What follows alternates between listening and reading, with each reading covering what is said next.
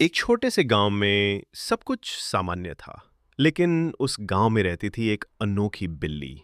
उसका नाम था माया। माया बाकी बिल्लियों जैसी नहीं थी।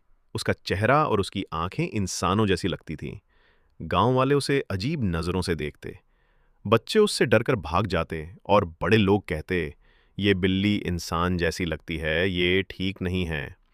लेकिन माया की आंखों में सिर्फ मासूमियत और दर्द था।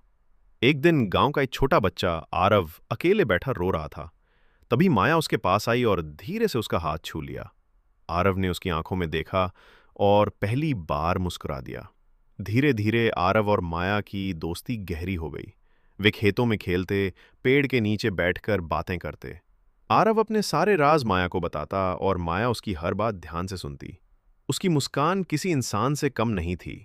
गांव वाले मजाक उड़ाते, कहते, देखो ये लड़का बिल्ली से बातें करता है।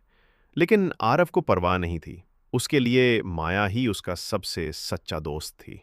फिर एक रात गांव में अचानक आग लग गई। लोग घबराकर भागने लगे। लेकिन आरव उस आग में फंस गया और जोर जोर से चिल्लाने लगा।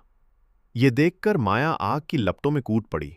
उसने इंसान जैसी ताकत से आरव का हाथ पकड़ा और पूरी जान लगाकर उसे बाहर खींच लाई। आग की लपटें माया को जलाती रहीं, लेकिन उसने हार नहीं मानी। आखिरकार आरव तो बच गया, लेकिन माया जमीन पर गिर पड़ी। उसका शरीर जल चुका था। उसने अपनी बड़ी बड़ी आंखों से आरव को देखा, जैसे कह रही हो, मैं हमेशा तुम्हारे साथ हूं। और फिर उसने अपनी आंखें हमेशा के लिए बंद कर लीं। आरव रोता रहा और पूरा गांव चुपचाप देखता रहा। उस दिन सबको समझ आ गया कि यह बिल्ली इंसानों से भी बढ़कर थी। आज भी गांव में उसकी याद में एक छोटा सा मंदिर है।